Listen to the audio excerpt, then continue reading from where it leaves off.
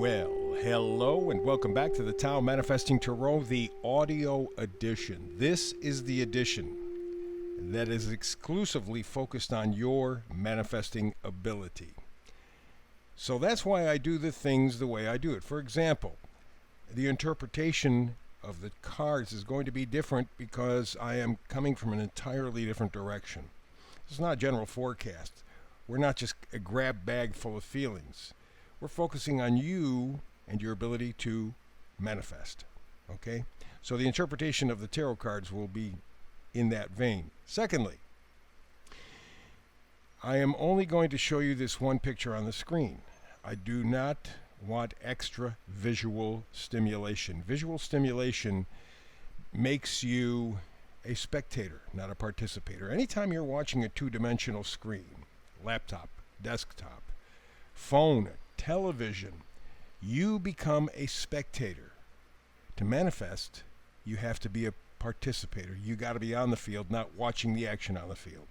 So everything that I'm doing is aiming at inspiring you, because if I can inspire you, I can fire up your imagination. That'll fire up your manifesting.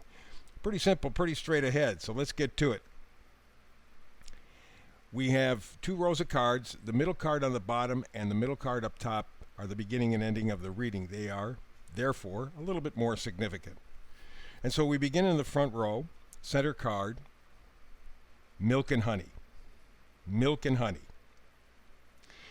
Now, when we really first became aware of that expression, it was back in the Bible, biblical times.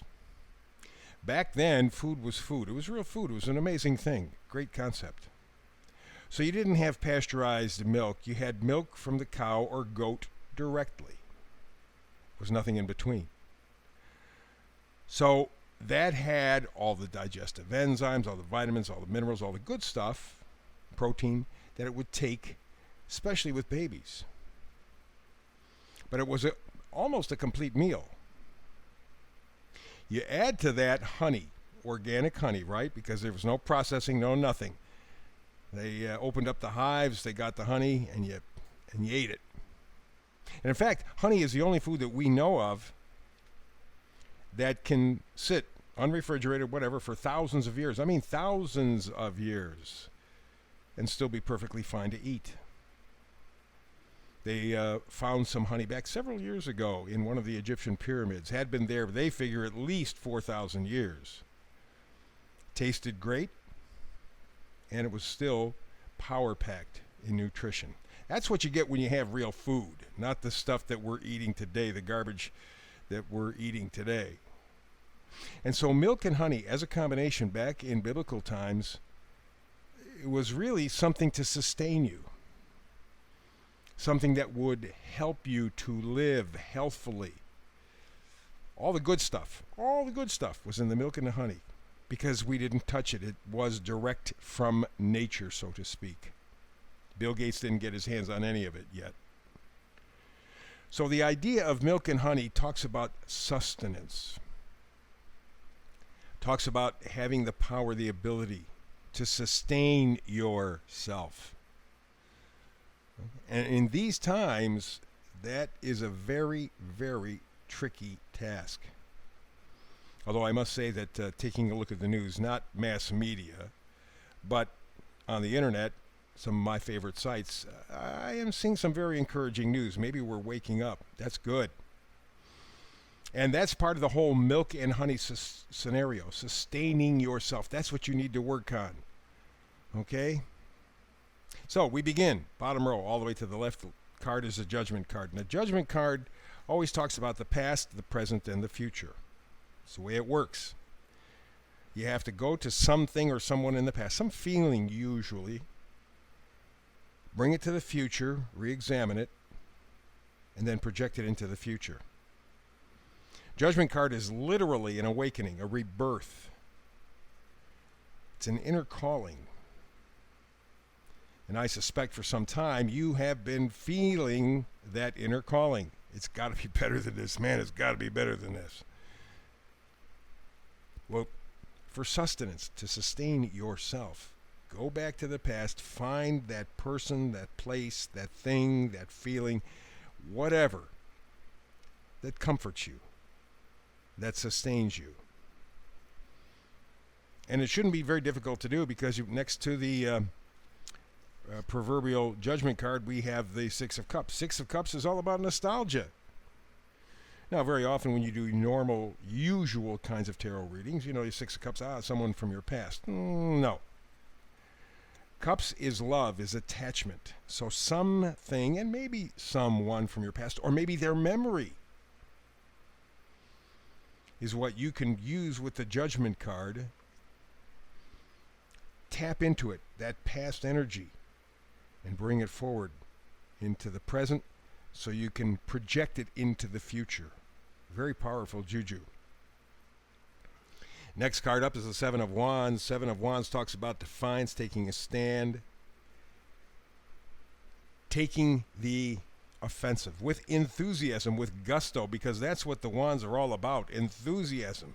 No halfway for Wands. It's all or nothing. And so at this point, you are fighting for yourself, your existence. If you've been paying attention, you know that they want to tell you what to think, what to feel, what to do, what to say. They want to put you in an open-air prison, frankly. And they're on their way to doing that. If you wish to sustain yourself, there has to be a Seven of Wands energy. A passionate defiance. No. Seeing that pop up in Europe quite a bit. You're not seeing it on the mass media news here in the United States because they're a bunch of cowards and liars and censors. But if you sneak behind the curtain and go to the internet, you'll find a lot of places are popping up. People are going, no. No, WEF, Klaus, whatever he is. No. And it's small attempts like this that are unified, that are moving out, spreading out around the world. They're going to make all the difference and help you to sustain yourself with enthusiasm. And the final card, the bottom row, use the Chariot energy. Use that energy of intuition. Okay? It is willpower. Self-control, it's focus. Focus on what you pulled up from the past. You know, the judgment card, the Six Cups. What did you pull up there? Hold on to that.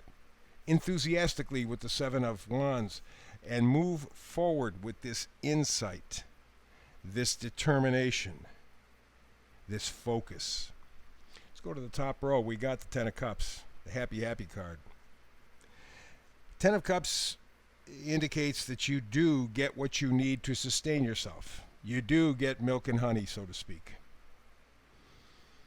It's going to take a bit of time, going to take some effort, no question about it. But if you have the willpower, if you have the staying power, if you have the focus, you can do it. One of the things that I noticed looking at the card here up on the screen, they got 10 cups. You can see that plainly. But they also have bees. 4 that I can count, maybe more. Bees, honey. You get the connection. You can have your happy, happy place. Not perfect, but happy, happy. 3 of Wands is up next. Again, Wands, passion, enthusiasm. This is pursuing the unknown. You don't know exactly how you're going to get to your happy place. All you know is that you will. And like this gentleman staring at the ship that will be leaving port shortly, he is envisioning what the journey will be like. And that's what you have to do. And because there's 3 of Wands, Wands are passion. He's doing it very enthusiastically. A little bit afraid. I'm, a little hesitant because, every new adventure, is much of an adventure as it is, still a little bit unknown. Next card, we're sticking with the Wands. 9 of Wands, it's determination, it's stamina. It's persisting in spite of setbacks. You are determined. You are enthusiastic. You are positive. You want it. You can taste it. You can feel it. You can smell it. That's what the 9 of Wands is all about. A lot of Wands energy here. That's good. A lot of enthusiasm. Final card up top, or second from final card, that's the Hermit.